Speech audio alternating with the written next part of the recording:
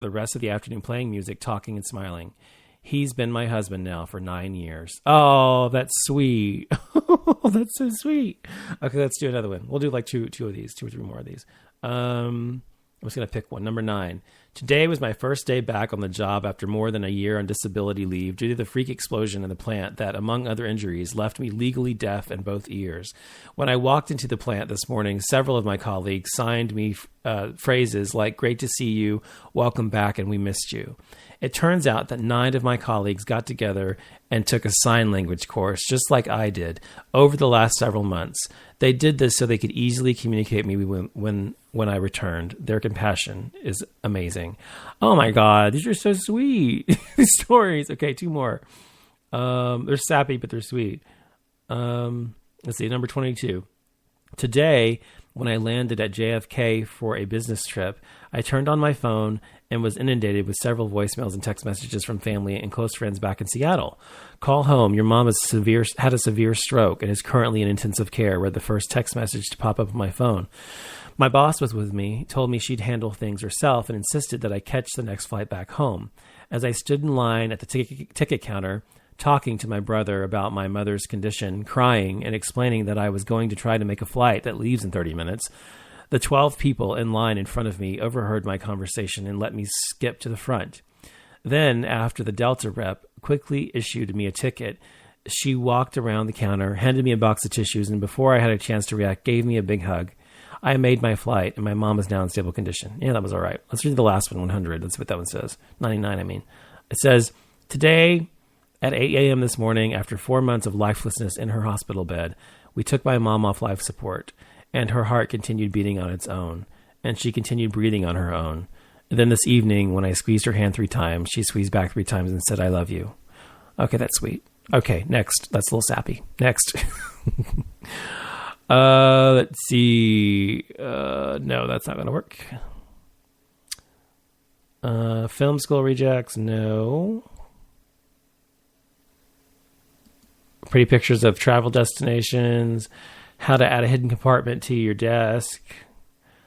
It says you can get plenty of exercise in only 7 minutes, by the way. This site does. Next page. Next page. So far, it's not working well. So this is why I didn't want to do this show again, because last time I was like, it's really hard to do this kind of show because it's like, you know, you can't see everything I'm seeing. I have to describe everything.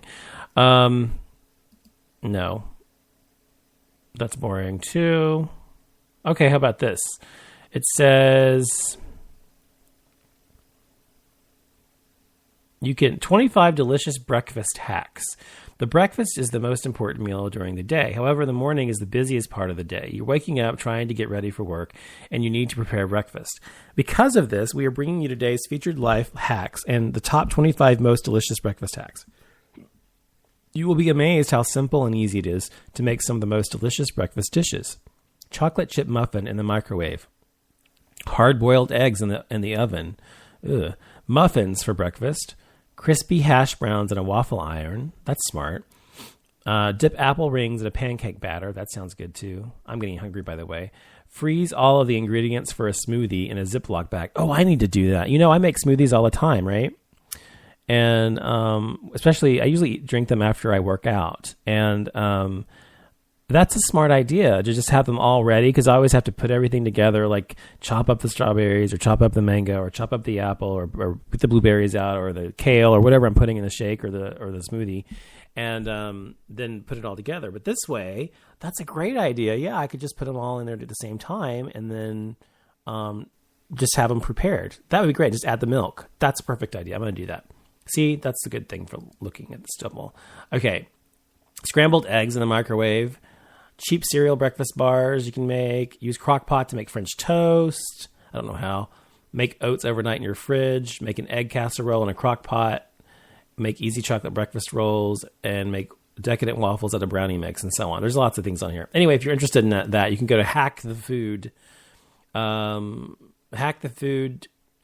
called hackthelife.net. And they have a portion of their site called Hack the Food, the Life's Ultimate How-To Guide. It tells you how to make all of these things and save time in the morning when you want to eat something quickly, but healthy and nutritious. So that's good. I know I try to always eat breakfast when I can, but I'm never awake in the morning. So if I am awake in the morning, I'll make breakfast. So like I may make breakfast tonight, like at 5 in the morning. And if I'm up, before I go to bed, I make breakfast for myself. I'll make it for Michael before he goes to work. I'll make him eggs and turkey bacon and toast, or I'll make pancakes, like whole wheat pancakes or something, and sugar-free syrup. And it doesn't sound that great, but I try to eat healthy. Let's see. Oh, by the way, speaking of this, there was a thing today I read on, I was going to talk about this in Gay Mass, but there was a thing I read today about, so I live in fucking Texas, right? And so this reminds me, this thing says gay moms get true marriage equality in Iowa. So it reminded me about gay rights. And today was the first day that federal government requirements for gay marriage and gay rights or whatever regarding gay marriage, etc., were going into effect. And this gay couple here in Texas tried to, one's a veteran. They're both lesbians. One's a veteran. They tried to get their ID, to get their benefits, right? And when they went, they were turned away saying, sorry, we don't recognize gay marriage in the state.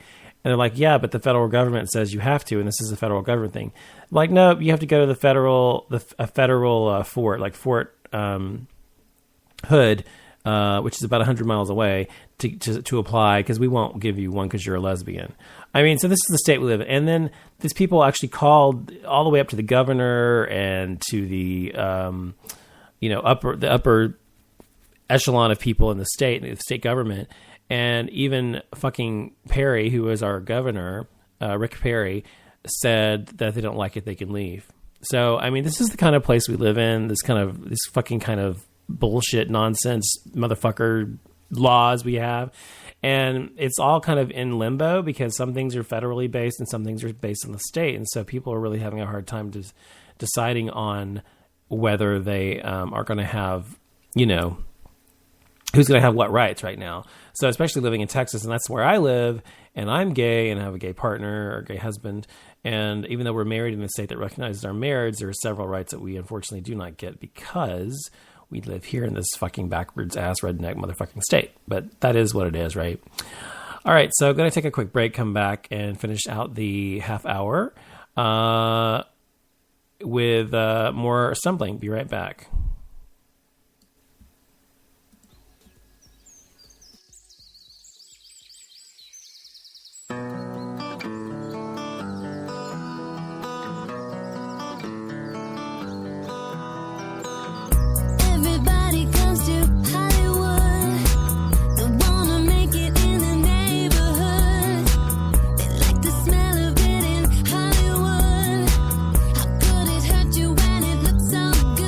Shine your light now.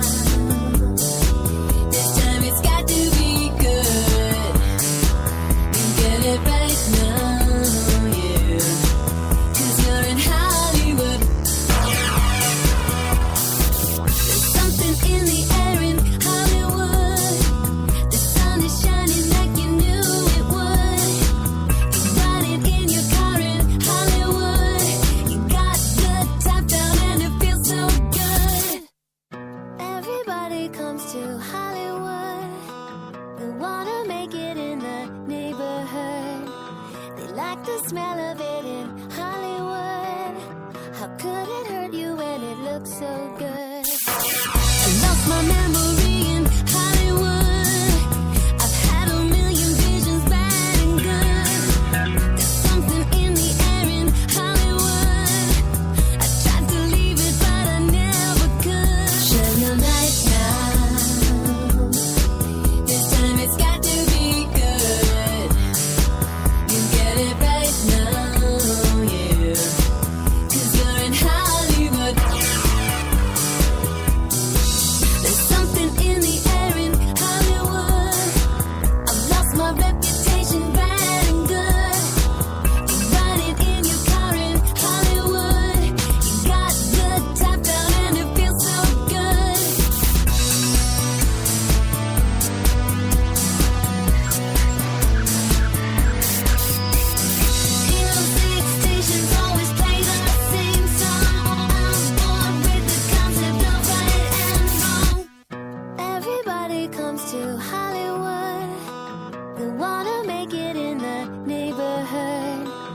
like the smell of it in Hollywood.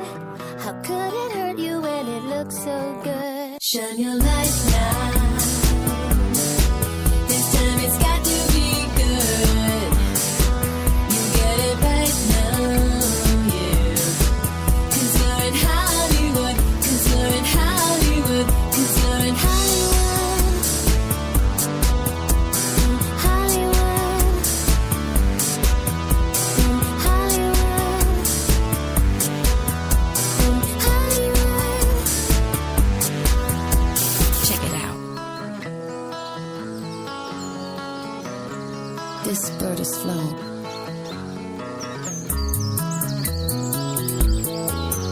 Shine your light now. This time it's got to be good. You get it right now, yeah. 'Cause you're in Hollywood. 'Cause you're in Hollywood. 'Cause you're in Hollywood. In Hollywood. In Hollywood. In Hollywood.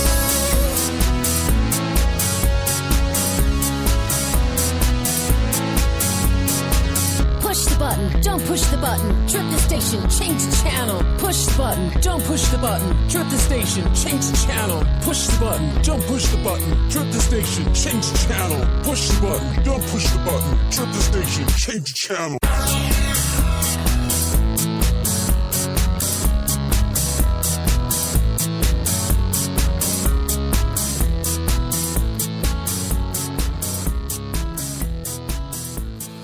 All right, that was Madonna with Hollywood from her American. Oh my God, what's wrong with me? With her, what's wrong with my brain? Oh my God. American Life album. Sorry, I couldn't think. Anyway, that was Madonna. So I'm gonna stumble a little more, and then we're gonna stop the show. So let's see. Okay, so next we have fall. Okay, this is good. Fall TV preview, 18 shows to check out for the upcoming fall TV shows. So, no, for me, I typically watch almost everything on Netflix and whatever, except what's on live television. By the way, just to put my little 2 cents in here, if you do not watch Scandal, you should totally watch it. You should watch it from the beginning, because it's one of those shows you have to watch, from the beginning to kind of understand the history of the people, really understand how it builds from each season or from each episode. And it's an amazing show. Check it out. If you haven't watched it, you can watch the first season on Netflix. You can watch the first and second season on Hulu if you want.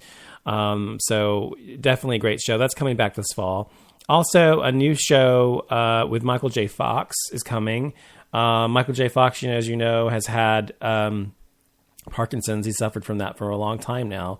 But he said it's called the Michael J. Fox Show. And it says here is that the title actor of this new sitcom doesn't quite play himself. Instead of starring in, sitcoms and Back to the Future films, his character is a former news anchor. But that character does, like the real Michael J. Fox, have Parkinson's disease.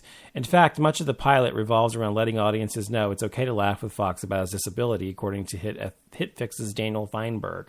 That's so that the show can then move forward and focus on what it's really about, a workaholic dad who drives his family crazy in retirement before returning to his old job.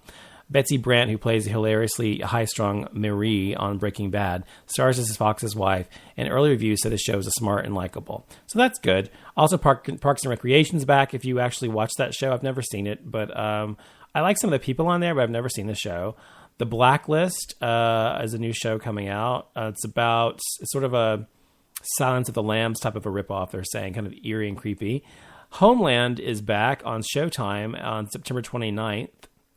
It says, after a string of explosive but dubious plot twists, the CIA thriller's third season takes a breather to reacquaint viewers with what was so compelling in the first place.